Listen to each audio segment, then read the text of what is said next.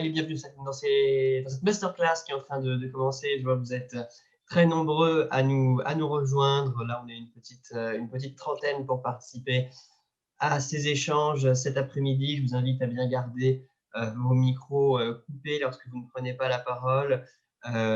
Vous pouvez partager la vidéo aussi si ça vous fait plaisir de partager avec nous ce moment, mais personne n'est obligé. En tout cas, soyez les bienvenus. Il est 14h07 à Paris et nous allons parler pendant 1 heure de la crise du Covid et de son impact sur les inégalités et sur la pauvreté. C'est un sujet qui est important et qui est pourtant un peu délaissé ces derniers temps, puisque, vous l'avez peut-être remarqué, on parle beaucoup d'efficacité dans le débat public, efficacité de la lutte face à la pandémie, efficacité des plans d'urgence face à la crise économique, et c'est bien normal. Mais face à toutes ces mesures d'efficacité, il ne faut pas oublier les mesures d'équité, les mesures de lutte contre la pauvreté en faveur de celles et ceux qui sont les plus impactés face à cette crise, en faveur aussi des minorités qui parfois se trouvent d'autant plus exclues du fait de la crise et des mesures de confinement. Avec nous pendant 1 heure pour en discuter avec un regard international des deux côtés de l'Amérique, des deux côtés de l'Atlantique, pardon, nous avons deux députés. Même la députée Marie-France Lalonde, vous êtes députée canadienne, vous êtes ancienne ministre du système correctionnel de l'Ontario, vous êtes en particulier engagée en faveur des droits humains lorsque vous étiez à ce ministère. Vous soulignez aussi l'importance du soin en faveur des aînés, des personnes âgées, du grand âge et de celles et ceux qui peut-être sont parmi les plus sensibles à la crise actuelle. Et puis de l'autre côté de l'Atlantique, monsieur le député Michael Nogal, vous êtes avec nous, vous avez été élu député en 2017, vous êtes membre de la majorité présidentielle, vous êtes président du Conseil national de l'habitat et à ce titre, vous avez une sensibilité particulière pour les problématiques liées au logement et vous êtes également vice-président de la Commission des affaires économiques. Alors, ce débat va se dérouler en 2 temps. Il est 14h09 jusqu'à 14h30, 35 en fonction de l'intensité de nos discussions. Je vais vous poser une série de questions pour essayer de mieux comprendre comment est-ce que face au Covid, on peut lutter contre les inégalités et construire un modèle de croissance demain qui peut-être sera plus intelligent, plus durable, plus inclusif. Et puis, dans un second temps, je proposerai à la trentaine de participants de cette masterclass de vous poser le plus de questions possible pour leur permettre de mieux comprendre vos points de vue, pour leur permettre de mieux comprendre quelles sont vos positions politiques. Nous sommes dans une masterclass politique, puisque vous êtes tous les deux députés. Et donc, je m'adresse aux participants de cette masterclass. N'hésitez pas à prendre la parole. Je m'appelle Adrien Lehmann, je suis fellow de l'Institut Open Diplomacy, je travaille sur les questions de système financier et de financement de l'innovation. Et nous sommes ensemble pendant 1 heure. Alors, ma première question, elle est très simple. Comment est-ce que les économies avancées peuvent limiter l'impact sur les inégalités de la crise sanitaire actuelle, qui est également une crise économique et sociale? Peut-être pour commencer, Madame la députée, vous voudriez nous présenter votre point de vue. Merci beaucoup, Adrien, et bonjour à tous et toutes. Écoutez, je pense qu'on le sait depuis le début, ou en tout cas ici au Canada, c'est certain que on a pris position parce que la crise sanitaire actuelle n'a pas, si je peux me permettre de dire, créé les inégalités qu'on observe. Elle les a dévoilées. Ici au Canada, ça a été très clair que dans plusieurs sphères, au niveau des femmes, des groupes vulnérables, ethnoculturels, les aînés particulièrement, ça a été mis en, sur le plateau complètement au niveau de ces inégalités-là. Puis je pense que la relance économique ne doit pas uniquement viser à retourner au système pré-pandémique. Et ce qu'au Canada, on travaille très fort pour mettre en avant certains axes, certaines priorités qui vont faire de cette relance économique post-pandémique, si je peux me permettre de dire. Donc, pour nous, ça va être très important là, de regarder la participation, par exemple, des femmes à la vie économique, c'est certain que la création d'emplois, les emplois qui ont été perdus doivent être recréés. Euh, je peux parler un petit peu au niveau du Canada, de certaines lois, puis je veux donner la chance à Michael de parler aussi, mais l'éducation aussi va faire partie très bien de ce qu'on s'avance et s'engage à faire au niveau du développement économique. Puis par rapport à ça aussi, on a pris position par rapport à l'imposition. Quand même, on a vu certaines sphères au niveau du système d'imposition ici au Canada où c'est certain qu'il y a des enjeux économiques. Donc, je pense que pour nous, on va se baser et on se base sur ces enjeux-là pour nous permettre d'aller de l'avant. D'accord, effectivement, c'est très clair, madame. On comprend que au Canada, selon vous, la crise, moins que génératrice d'inégalités, a dévoilé les inégalités qui préexistaient. Est-ce que, monsieur le député, vous estimez qu'en France, c'est une situation qui est comparable? Alors, vous avez votre micro coupé. Ça arrive au meilleur. Voilà, c'est ça, c'est bon, ça marche. Bonjour Adrien, bonjour Marie-France et bonjour à toutes et à tous.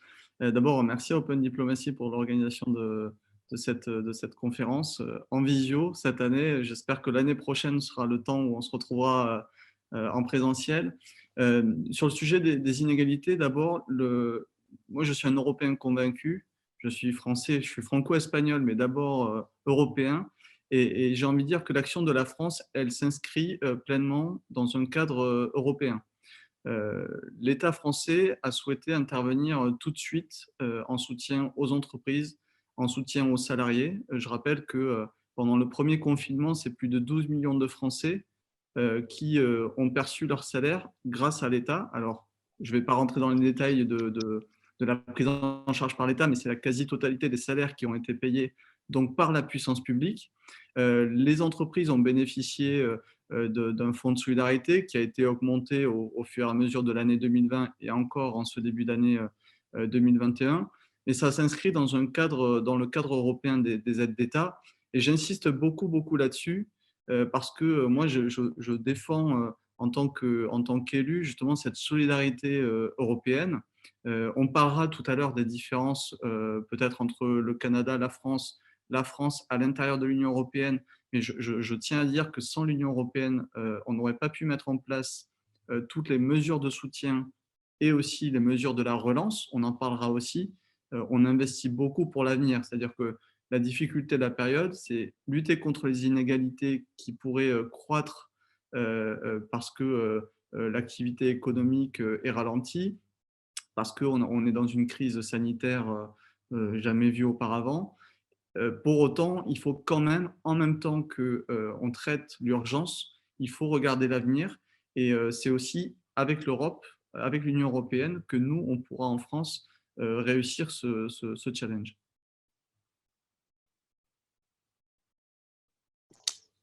Alors, merci. Je vois que déjà des questions arrivent. On va les traiter dans un instant. Donc, n'hésitez pas à commencer à poser vos questions.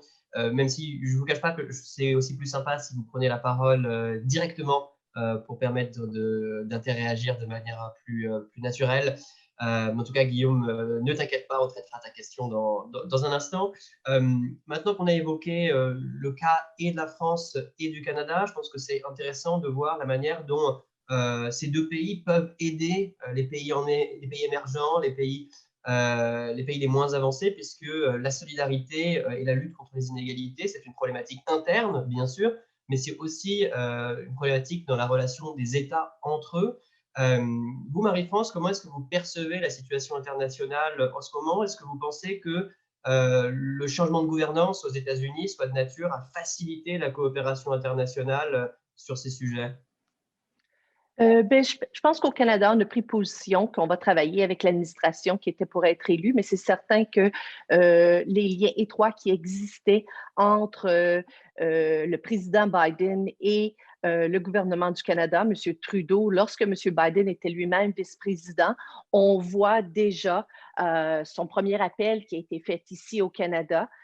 C'est certain que c'est une tradition, mais au niveau de la dignité internationale, on sait que M. Biden a plusieurs valeurs, je pense, qui nous est chère déjà dans ses ordres du début. Et pour nous, ici au Canada, c'est quand même un partenaire économique très important, significatif, mais aussi ce rôle international de paix qui, par, par ce changement au niveau des élections américaines, on espère, va amener, juste par exemple, Adrien, je pense que pour plusieurs d'entre nous, les changements climatiques, c'est quelque chose qui est important et une des premières actions du président Biden était justement de se repositionner pour l'accord de Paris qui était significatif lorsqu'il avait été signé dans les 5 ans passés, justement.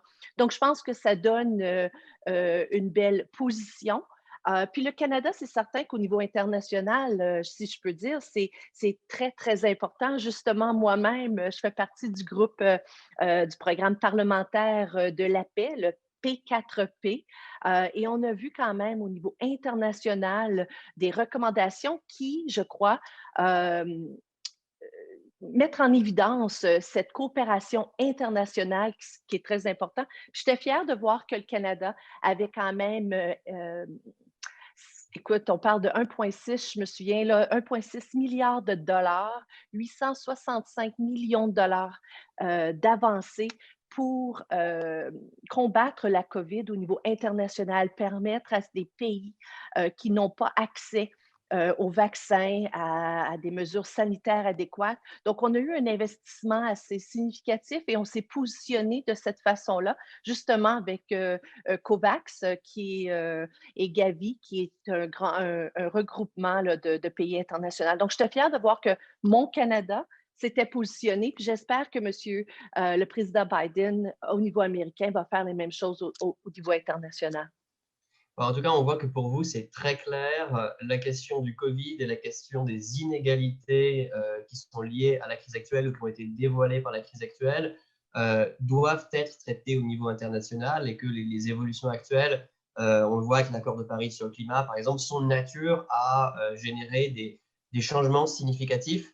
Et alors vous, Michael, depuis la France, comment est-ce que vous percevez ces changements internationaux? Comment est-ce que vous percevez le rôle de certains pays émergents dans la situation actuelle?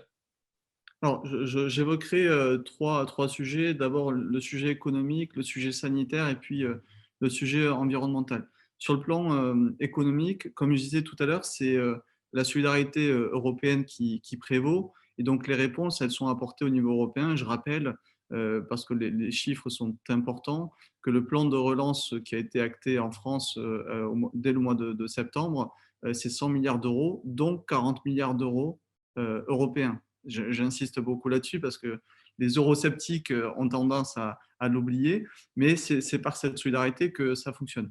Par ailleurs, en même temps que la France, j'allais dire, mutualise les moyens avec les autres membres de l'Union européenne, la France renforce aussi ses moyens en termes d'aide au développement et notamment en Afrique où les liens sont plus naturels que dans d'autres continents. Et disons, la crise, à la fois en termes économiques, en termes sanitaires, va nécessiter une plus grande coopération et un plus grand effort de la France, notamment en termes de part de PIB consacrée à l'aide au développement, qui, à mon sens, doit être revue à la hausse. Si je prends la question sanitaire et notamment la question des vaccins, alors il y a eu beaucoup d'aléas et notamment dans la recherche, puisque vous avez vu l'Institut Pasteur ou Sanofi qui ont connu des retards. Certains ont renoncé même à élaborer un vaccin parce que c'est une chose qui est complexe. Donc là aussi, on mutualise des moyens. Et la solidarité européenne, elle s'exprime comment dans la stratégie sanitaire, la stratégie de vaccination? Par le fait qu'on fait bénéficier à tous les États membres d'une même dose de vaccin à proportion de la population évidemment, mais il n'y a pas, j'allais dire, il n'y aurait pas des États membres avantagés par rapport à d'autres. Et ça, ce principe d'équité me paraît évidemment important et devra être maintenu dans la crise. Et je le rappelle parce que les discours, quand vous entendez le discours d'Emmanuel Macron, d'Angela Merkel, Si vous regardez plutôt en Hongrie ou dans d'autres pays, ce discours de solidarité, il n'est pas du tout le même. Donc, c'est important de le marteler. Et enfin, si j'en viens, et on pourra approfondir évidemment tous ces sujets, mais si j'en viens sur le sujet environnemental, comme Marie-France, moi je me réjouis qu'un des premiers actes de Joe Biden, ce soit le retour dans les accords de Paris. Make our planet great again, c'est ce que disait Emmanuel Macron justement pour dénoncer la posture à l'époque de Donald Trump. Donc ça, c'est une bonne chose. En termes de diplomatie, le fait que Biden ait dans son entourage des personnes francophones et francophiles, c'est aussi une bonne chose parce que ça va faciliter les relations. Il y a déjà de très bons rapports entre Joe Biden et Emmanuel Macron et ils ont échangé il y a quelques jours justement pour le début du mandat de Joe Biden. Donc je crois qu'on arrivera à plus de convergence et aussi plus de solidarité entre le continent américain et puis le continent européen. Et le dernier point que je voudrais évoquer, c'est que par découlement de ce qui se décide au niveau européen, ce qui s'est décidé avec les accords de Paris, la France prend aussi toute sa part dans le progrès environnemental avec une loi qui va arriver au Parlement dans quelques semaines, qui est issue d'un processus démocratique inédit en France, qui est la Convention citoyenne pour le climat, où 150 citoyens ont été sélectionnés pour élaborer des propositions et un certain nombre vont être repris. Et donc ça aura un impact majeur sur l'économie, sur l'environnement. Et c'est cette année, en même temps, et donc je continue cette comparaison et ce parallélisme entre l'urgence de la crise et l'avenir et le monde qu'on doit construire demain. Alors, en tout cas, on comprend bien de vos positions respectives que la place du politique est primordiale dans la manière dont on fait face à la crise et la manière dont on construit le monde d'après, qu'il existe des questions techniques, mais que les grands équilibres mondiaux, que les questions de politique interne nécessitent des responsables politiques qui prennent leurs responsabilités. Alors justement, on est en train d'engager des immenses sommes d'argent, en tout cas des millions d'euros et en France et de l'autre côté de l'Atlantique, même si c'est en dollars canadiens, et j'avoue que je suis moins spécialiste de cette unité de compte, mais je suis sûr qu'on parle de millions également aussi. Les montants sont considérables. Comment est-ce qu'on fait pour que les montants en question permettent certes de rendre notre économie demain plus efficace et permettent aux économies de faire face à la reprise dans de bonnes conditions, mais comment est-ce qu'on fait aussi pour utiliser ces fonds d'une manière à lutter sur le long terme de manière efficace contre les inégalités? Marie-France, je sais que c'est un sujet sur lequel vous êtes particulièrement attentive.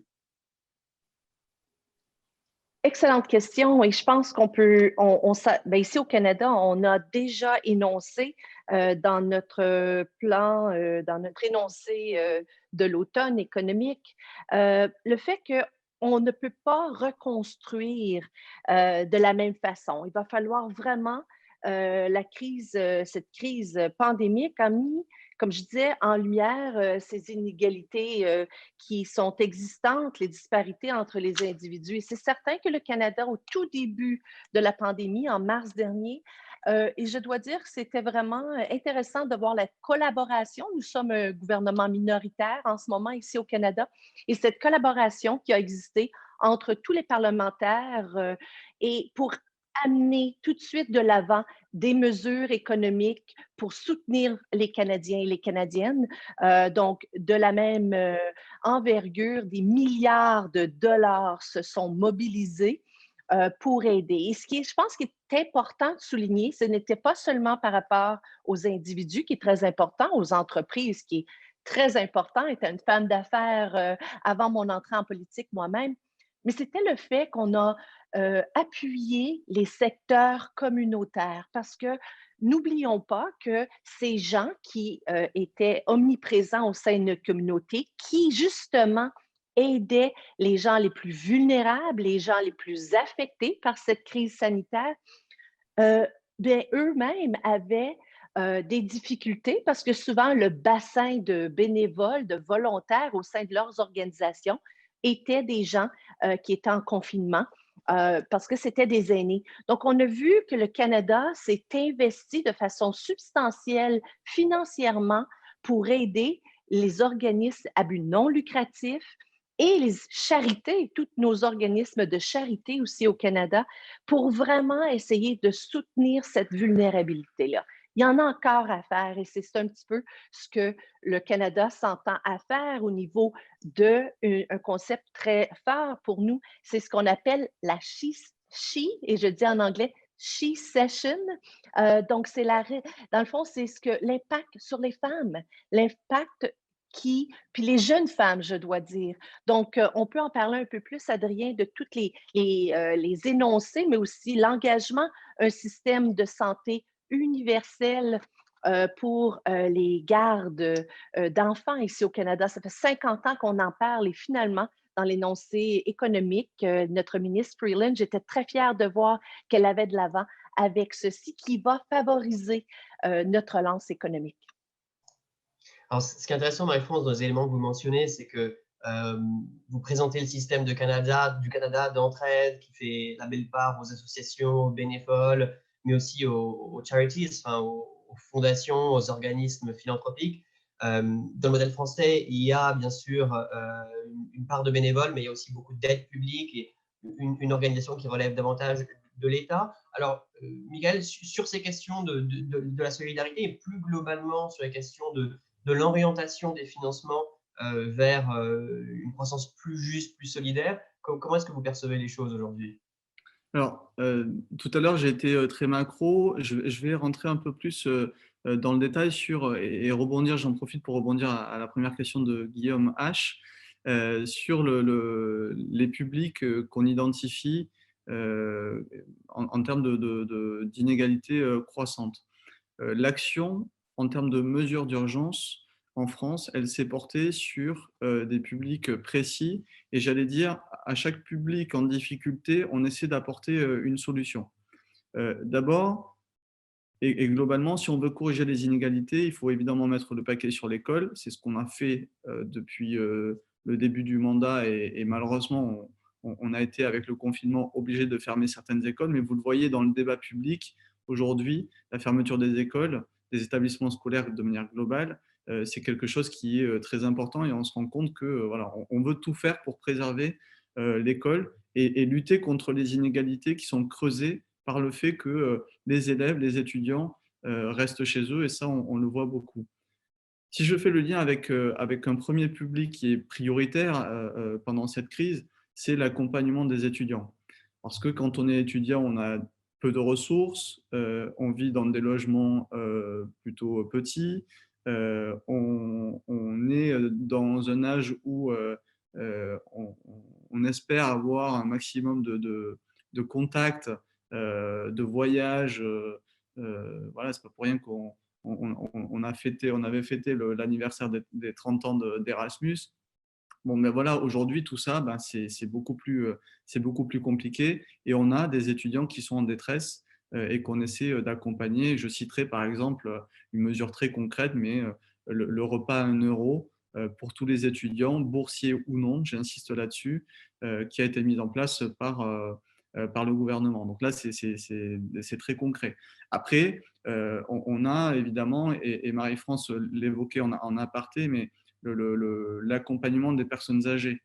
Ça a été beaucoup questionné, mais la priorité qui a été donnée à la protection des personnes âgées, à la priorisation, notamment sur la stratégie vaccinale, ben oui, on a fait le choix de prioriser nos aînés parce que on a déjà beaucoup de victimes en termes liées au Covid, à la Covid, et on veut limiter justement ces inégalités intergénérationnelles. Et donc, on agit pour eux.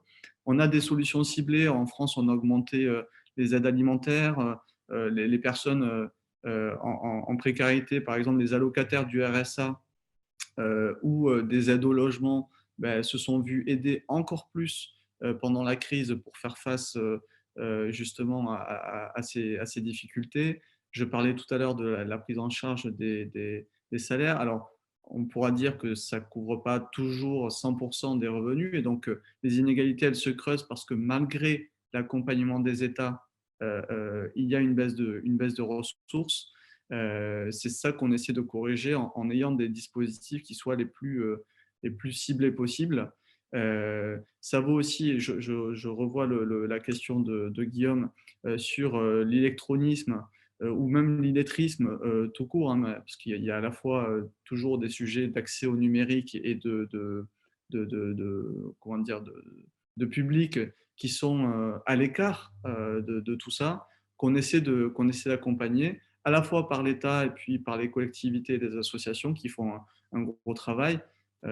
Par exemple, des associations comme la Fondation Abbé Pierre ou Emmaüs en France travaillent à accompagner les publics précaires justement pour lutter contre l'électronisme, pour faire en sorte que vous ayez aussi accès à Internet quand vous êtes sans domicile fixe, pour pouvoir faire vos démarches et tout ça. Donc voilà, j'allais dire, c'est un tout et on essaie de faire de la dentelle. Je parlais tout à l'heure de 100 milliards pour la relance.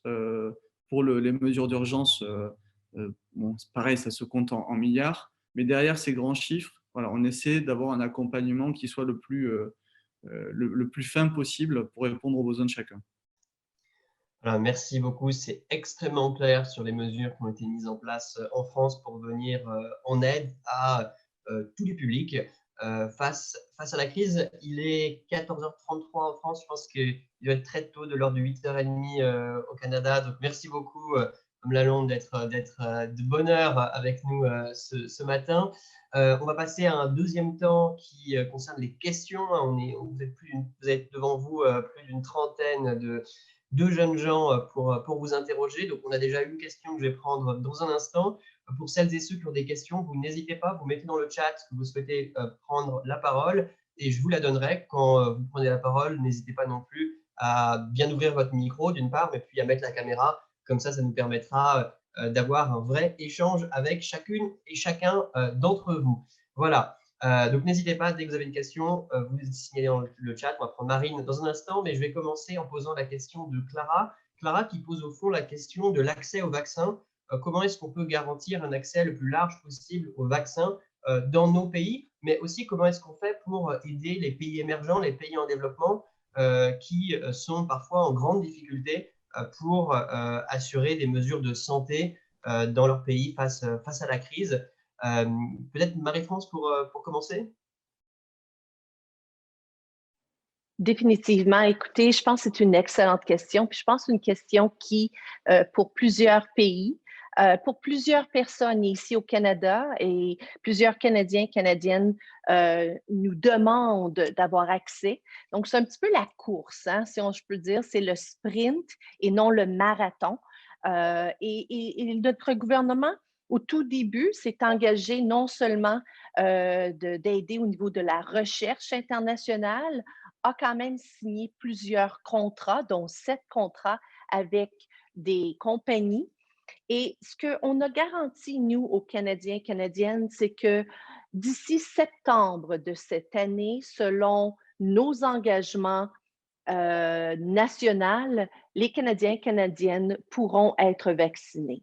Au niveau international, il ne faut pas oublier que la production de ces vaccins est souvent confrontée aux situations des manufactures eux-mêmes. Donc, on voit justement Pfizer en Europe qui est en train de bonifier sa capacité de créer plus de vaccins. Et je pense que ce qui va être important, et j'étais très fière d'entendre l'appui le sentiment de Michael au niveau de l'égalité de ces vaccins. Et c'est pour ça que j'étais fière aussi de voir que le Canada s'était aussi engagé à plus de 90 pays dans son investissement pour cette aide. Et un autre aspect qu'on s'est dit, c'est que à cause qu'on a quand même 7 contrats de signés ici au Canada, on se dit privilégié et très fier de ça, mais par la même occasion, notre premier ministre a candidement dit aux gens que les surplus de vaccins vont aussi être partagés. En ce moment, je pense qu'on est tous un petit peu, comme je te dis, on est dans le sprint et non le marathon. Mais pour nous, en pleine crise, la santé et la sécurité des Canadiens est très importante. Très bien, c'est très clair pour la situation canadienne. Qu'en est-il de la situation française pour les vaccins en France et puis en ce qui concerne l'aide internationale? Alors, pour ce qui est de la France, je ne reviendrai pas sur la polémique qu'il y a eu au début du mois parce que le choix qui avait été fait en France, comme je l'ai dit tout à l'heure, c'était de prioriser d'abord les personnes en EHPAD, donc les personnes les plus fragiles, ensuite les personnes de plus de 75 ans. Donc là, on voit, on a plus d'1 million de Français qui sont déjà vaccinés. Le gouvernement a parlé d'un objectif de 2,5 millions de personnes à la fin du mois de février. Je ne sais pas si, comme au Canada, on pourra en septembre vacciner tout le monde. Mais en tout cas, voilà, il y a eu cette priorisation par rapport justement aux inégalités dont je parlais tout à l'heure et inégalités, je veux dire, physiologiques aussi qui font que une personne, une personne âgée ou une personne ayant des potentiel de comorbidité avec d'autres maladies, le diabète par exemple, ou l'obésité, eh bien, on priorise ces personnes-là. Sur le plan international, je ne suis pas le plus grand spécialiste sur le sujet de la santé, mais pour la France, c'est d'abord au niveau européen. Il y a des collaborations et de la coopération en termes de santé avec d'autres continents et notamment l'Afrique. Mais aujourd'hui, les discussions pour la France, elles se font au niveau européen. Et en fait, on a pu penser au début du mois que certains avaient plus de doses que nous par rapport à la proportion de la population. Et c'est simplement qu'il y a eu un peu plus de retard dans la vaccination, au départ de la vaccination, mais les doses sont proportionnelles au nombre d'habitants. Donc l'Allemagne en aura plus que nous, l'Italie en aura moins, voilà, mais l'idée, c'est quand même cette équité et le fait que pour l'année 2021, tous les pays européens pourront vacciner leur population. Très bien, c'est très clair pour cette réponse à Clara. Clara, si vous avez d'autres questions ou des précisions, n'hésitez pas, on est vraiment là pour échanger ensemble cet après-midi jusqu'à 15 heures. On va maintenant enchaîner avec une question que Marie-France, vous voulez Marine… compléter, je crois. Pardon, Adrien, Marie-France, vous levez le doigt tout à l'heure. Pardon.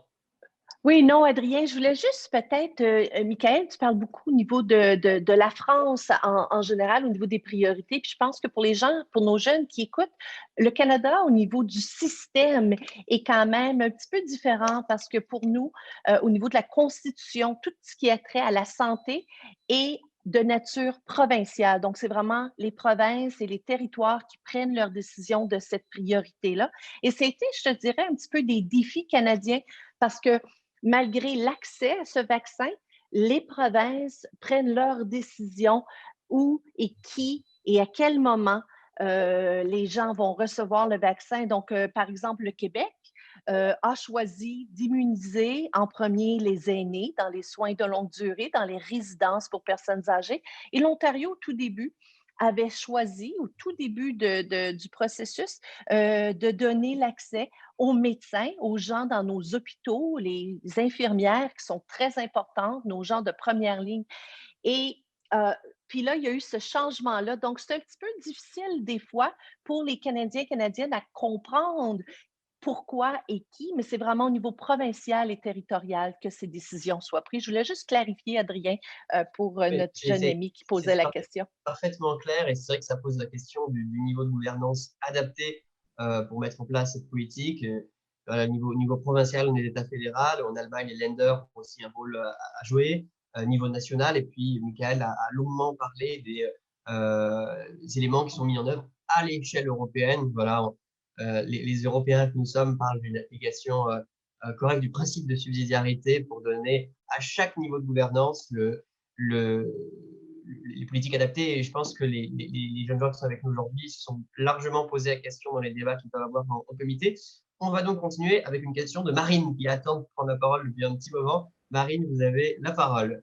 Merci beaucoup de me laisser l'opportunité de poser cette question. Ma question, elle est surtout sur l'accès au droit, en fait. Enfin, il y a beaucoup de dispositifs qui sont mis en place. Vous avez mentionné tout à l'heure le ticket rue à 1 euro pour les étudiants ou ce genre de choses. Il y a beaucoup de dispositifs sociaux qui sont mis en place. Par contre, l'accès de l'individu à ces dispositifs est totalement...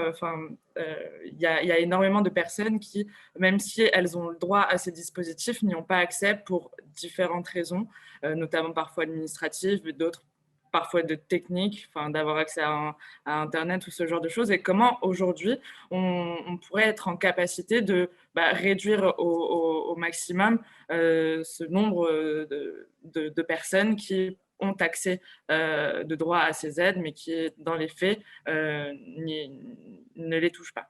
C'est une question sur le non-recours au droit, Marine, c'est ça? Oui, exactement. Alors, Marie-France, si vous voulez peut-être commencer.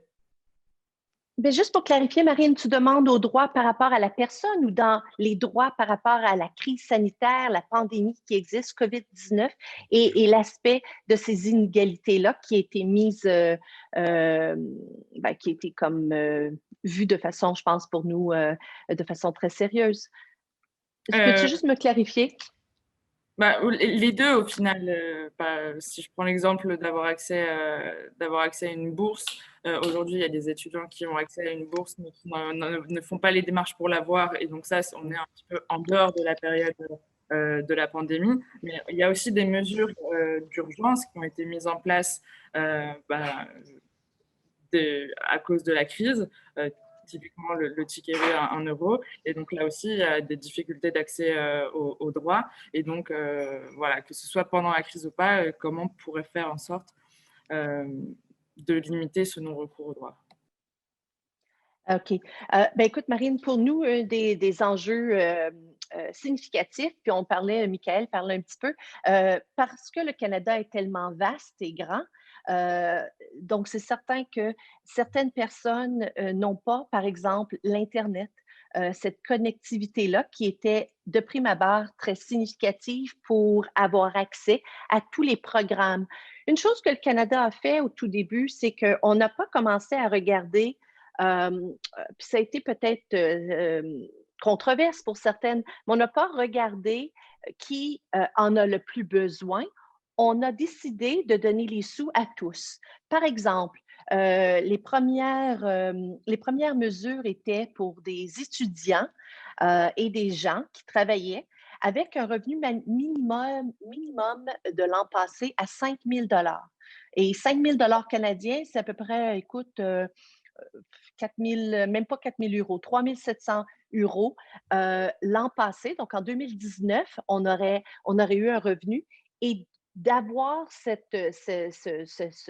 revenu de base a fait en sorte que plusieurs étudiants, et j'ai les chiffres, si tu étais intéressé, mais les étudiants ont pu bénéficier de cette aide qui était de 2 000 $ mensuellement, minimum garanti, pour contrer les pertes d'emploi, par exemple. Mais au niveau des droits, je pense que c'est une des choses, quand on parle pour nous de la relance inclusive, après cette pandémie, c'était très clair dans l'énoncé économique de l'automne que pour nous, on avait justement regardé au niveau de la formation, des compétences des gens, comment pour nos gens dans nos Premières Nations, par exemple, nos gens autochtones, comment qu'on va pouvoir mieux les soutenir allant de l'avant, puis permettre cet aspect de droit. Une chose qui est très, très, très significative, ce qui a été très bien soutenu ici au Canada, c'est qu'on s'est engagé à faire un secrétariat fédéral autochtone responsable de l'apprentissage et de la garde d'enfants par rapport de jeunes d'enfants. C'était quelque chose qui était envisagé depuis plusieurs années. C'était dans l'énoncé économique par rapport à ceci. Donc, je te dirais, au niveau des droits, pour nous, c'est faire certain que cette universalité, dont le système de santé. Je te parlais tantôt des gardes d'enfants, par exemple. Donc, de plus en plus, au niveau de relance économique, on veut maximiser les droits de la personne et d'y avoir accès, dont justement, puis ça, c'est de façon très technique, euh, tout ce qui est par rapport aux revenus de base, au niveau de l'Agence du revenu. On le sait que plusieurs personnes, lorsqu'ils se mobilisent pour leurs impôts, faire leurs demandes annuellement, n'ont pas ces crédits-là parce que ce n'est pas identifié comme étant obligatoire. Donc, tout le système de l'Agence du revenu va être revu pour exactement ce que tu parles, que les droits de la personne, même si tu n'y as pas pensé ou tu ne l'as pas fait, bien, ça va être automatiquement remis aux gens par principe de base. C'est très clair. Est-ce que Michael, vous voulez réagir sur le sujet? Oui, c'est un vrai sujet que soulève Marine et du coup qui, moi, m'amène à plusieurs réponses. D'abord, et on le voit notamment en ces temps de crise, il y a des dispositifs, mais surtout le sujet du faire savoir. Le nombre de fois, le nombre de mails, de contacts que j'ai avec des citoyens qui me font part de leur situation et je leur dis, mais en fait, là, vous avez droit à ça, à ça, à ça en fonction de votre situation. Et je vois que ce n'est pas forcément su. Donc déjà, on a un travail de pédagogie à faire, Communication. voilà, exactement, de communication. Alors, on le fait au mieux. Après, c'est vrai que moi, par exemple, en tant que député, je n'ai pas forcément un budget de communication important pour justement faire savoir tout ça. Donc, c'est beaucoup le gouvernement qui communique dessus. Et puis ses partenaires, que ce soit par exemple la CAF, qui est l'organisme qui gère les aides au logement, par exemple, ou d'autres aides sociales. Et donc, une fois qu'on a identifié le sujet de la communication, il y a le sujet de l'accompagnement. Vous le disiez, pour faire écho à ce qu'on rappelait tout à l'heure, tout le monde n'a pas le même accès au numérique en France en fonction des territoires. Donc, depuis de nombreuses années, il y a des moyens qui sont mis justement pour lutter contre j'allais dire, les inégalités numériques et territoriales. Mais il faut qu'on ait des acteurs locaux qui puissent faire cet accompagnement. Je citerai deux exemples. Vous avez en France les ADIL, les agences départementales pour l'information sur le logement, qui sont présentes dans chaque département, qui sont consultables sur Internet, par mail, par téléphone. C'est gratuit et ce sont des juristes en fait, qui vous permettent d'avoir accès à toute l'information liée au logement et aux aides que vous pouvez avoir, quelle que soit votre situation et l'endroit où vous habitez. Je cite un autre exemple. Ça existe dans plusieurs villes et à Toulouse depuis plusieurs années. C'est le Welcome Desk.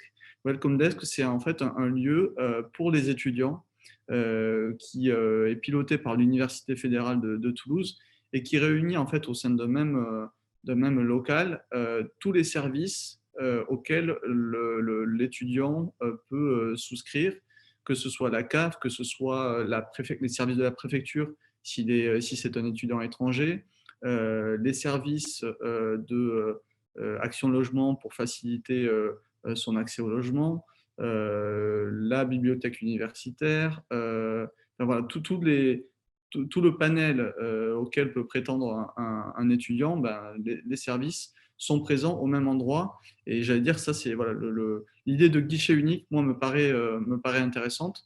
Et c'est en général développé par les collectivités et puis les différentes organisations, là en l'occurrence l'université de Toulouse. Après, c'est vrai aussi que en France, le non-recours au droit est un vrai sujet. Là aussi, je vous donnerai un exemple toujours sur le logement.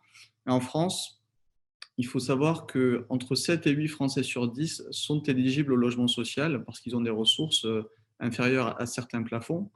Mais il n'y a que 2 millions de demandeurs, et même moins que ça, parce qu'en réalité, il y a des demandeurs qui sont déjà dans un logement social et qui souhaitent en changer. Mais ça veut dire que par rapport au taux de la population qui peut prétendre un logement social et la population qui le demande effectivement, vous avez un gap assez énorme. Et donc, ces gens-là, ils se retrouvent à se loger plutôt dans le parc privé avec des loyers plus élevés que le parc public. Et là aussi, on voit que ça creuse les inégalités. Donc, voilà, il faut arriver à faire savoir, mieux accompagner, créer peut-être de nouveaux moyens pour améliorer justement cet accès à l'information et cet accès au droit. Et c'est à la fois un partenariat. Moi, je crois beaucoup au partenariat entre l'État. Alors, la structuration étatique entre le Canada et la France est très différente, mais je crois beaucoup en la déconcentration et au partenariat entre l'État et les collectivités, notamment pour s'assurer que la personne qui habite à Paris, la personne qui habite à Toulouse, la personne qui habite dans la Creuse, où qu'elle soit, elle ait accès aux mêmes infos et aux mêmes droits. Effectivement, c'est très clair. En tout cas, merci beaucoup Marine pour votre question, ce qu'elle a permis d'aborder plus précisément la question du recours aux aides sociales, la manière dont on peut communiquer pour faire en sorte que les citoyens bénéficient effectivement des mesures qui sont mises en place par les autorités publiques. Alors, pour enchaîner, on a deux questions intéressantes qui sont posées par Guillaume et par Émilie, qui sont un peu dans le même sujet, donc je les regroupe, qui est la question de la défiance face au pouvoir public et de la circulation de théories complotistes dans la situation actuelle. Comment est-ce qu'on fait précisément pour communiquer aux citoyens quels sont leurs droits, quelles sont les aides dont ils peuvent bénéficier, quand est-ce qu'ils seront vaccinés, quand en même temps vous faites face à une forte défiance, voire à des théories complotistes. Alors, nous, on a beaucoup vu en France. Est-ce que, Marie-France, vous êtes aussi dans cette situation au Canada? Écoute, au tout début, puis justement, je suis fière que vous posiez cette question-là parce que c'est peut-être une mission de ma part. Au tout début, la communication pour nous a été par le premier ministre du Canada et par la suite, c'était au niveau provincial en après-midi. Donc, c'est intéressant de voir le premier ministre se positionner chaque jour un point de presse pour donner l'information sur les programmes fédéraux avancés durant la crise pour faire certain que la nation, les gens savaient, donc une télévision, la grande majorité ont cet accès au Canada.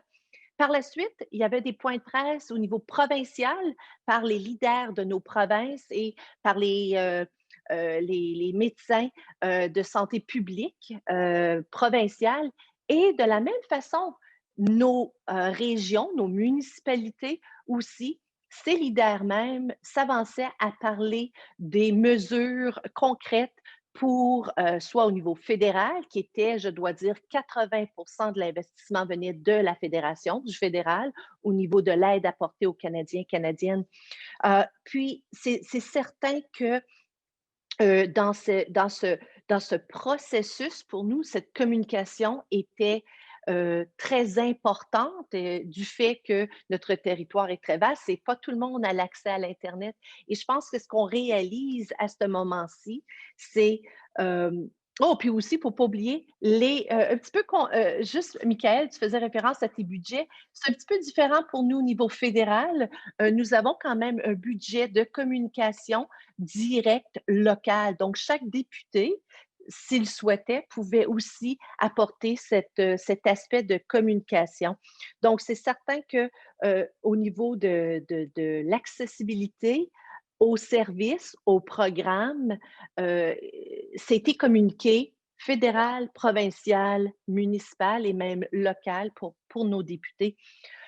Puis je pense que dans le sentiment au niveau des droits, bien, encore une fois, je vais juste peut-être confirmer le fait qu'au niveau, par exemple, et Michael, c'est un sujet qui t'intéresse, la stratégie du logement social pour nous ici, ce droit, on a vu une augmentation malheureusement de gens qui se sont fait qui ont été qui ont subi l'éviction en français, je crois, qui ont perdu leurs appartements, leurs logements, et c'était très concret dans la disposition du gouvernement de continuer de faire avancer cette cause sociale qui est le logement, qui est la base même de ce droit pour la personne. C'est très clair. Michael, je vous propose de réagir et comme on approche de la fin de cet atelier, ce que je vous propose, c'est de rajouter un petit mot de conclusion sur Oui. votre perception du thème général et après, je proposerai à Marie-France de conclure également de son côté. Pour répondre aux deux questions, je dirais que mais de tout temps, l'incertitude, c'est le terreau de la méfiance et du complotisme. Euh, Aujourd'hui, on est face à une crise dont personne n'est capable de dire euh, comment elle va se poursuivre dans les prochaines semaines et les prochains mois, ou en tout cas ceux qui le prétendent, à mon avis, font une grave erreur. On a eu notamment, et je passe un petit coup de gueule contre certains scientifiques qui ont pris les travers parfois des politiques et des politiciens, c'est-à-dire que au départ, les politiques ont dit on se tourne vers les scientifiques pour prendre des décisions. Donc, en toute humilité, nous, enfin moi en tant que député, en tant qu'élu, je n'ai aucune compétence en termes sanitaires, donc je me tourne vers les scientifiques. Sauf que la difficulté, c'est que les scientifiques qui ont pris la lumière et qui ont pris de plus en plus la parole, eux-mêmes ont fait état de leurs divergences, parfois plus personnelles que d'un point de vue sanitaire à proprement parler. Et donc, on a une confusion et cette incertitude qui fait prospérer toutes les suppositions. Alors, supposition, c'est un terme plutôt positif. La méfiance et le complotisme, là, au contraire, on tombe dans des dérives. Donc, je n'ai pas forcément la réponse de comment on traite ces comportements au quotidien, si ce n'est ben, s'attacher à communiquer des choses vraies ou à admettre qu'on ne sait pas. On est dans une société où dire je ne sais pas, c'est mal vu, alors qu'on gagnerait tous justement à revaloriser l'humilité, la modestie de dire je ne sais pas. Ça éviterait justement que parce qu'on cherche absolument une réponse à un problème pour lequel on n'a pas la réponse, ben, d'inventer des choses ou d'aller vers des solutions de facilité et souvent qui mènent à l'outrance et donc qui n'apportent rien de bon ni pour les démocraties, ni pour les économies. Et ça, c'est un point de vigilance qu'on doit tous collectivement avoir, les élus d'une part, mais les citoyens aussi de manière très, très importante. C'est très clair, Michael. Est-ce que Marie-France, en guise de conclusion, vous voulez rajouter un mot plus globalement pour nous dire votre sentiment? Mais je pense que, Michael, tu fais le point sur une situation et un point très, très important. Les gens doivent comprendre que cette crise sanitaire n'a jamais été vécue. Les données, l'information qui est partagée, c'est souvent ponctuel d'une journée à l'autre, les faits. Et c'est ce sentiment de confiance que les gens doivent avoir au sein pour nous, au niveau canadien, que les experts, les scientifiques ne sont pas rabourés, qu'ils ont leur place à dire. Malgré le fait que des fois, écoutez, c'est quand même les leaders qui doivent se positionner, prendre des décisions difficiles. Puis pour nous, ici, je pense qu'au Canada, ça a été très clair que la première chose, c'est de protéger la santé et la sécurité. Et je pense que tous les leaders de ce monde se disent la même chose. Après, ça va être une relance inclusive. Je pense qu'on s'entend tous au niveau mondial de dire qu'on doit relancer ces inégalités-là. Il va falloir penser et avoir des politiques qui vont nous aider à mieux cibler ce qui a été partagé et mis à jour complètement durant la crise sanitaire qu'on vit en ce moment. Et par la suite, ça va être vraiment, puis c'est ça qui va être intéressant, je pense, pour nos deux pays et pour le monde, c'est cette économie qui va être concurrentielle, mais verte. Et c'est là que pour nous, ça va être très important de continuer ces liens d'amitié, non seulement avec la France, mais avec tous nos pays pour arriver, je pense que le G7 et le G20, on doit avoir un message clair que les jeunes sont importants, mais que l'économie doit aussi avoir une perspective avec une vision verte. Donc, c'est toujours, je pense que ce que le Canada se dit, partage à nous. Et j'espère que vous tous, chers jeunes, vous allez être capables de nous aider pour cette vision d'avenir qu'on a, je pense, de façon commune et commune. Merci beaucoup pour ces quelques éléments. On en arrive au terme de cette masterclass. Donc, merci beaucoup, Madame la députée Marie-France Allon depuis le Canada et Monsieur le député Michael Nogal depuis Paris.